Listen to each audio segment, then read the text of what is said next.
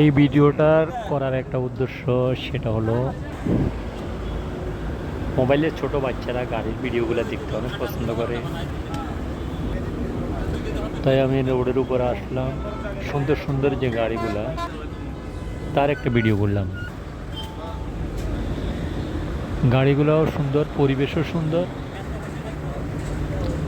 আপনার serial two serial গাড়ি আসতেছে, বিভিন্ন রঙের এবং বেরঙের গাড়ি আসতেছে।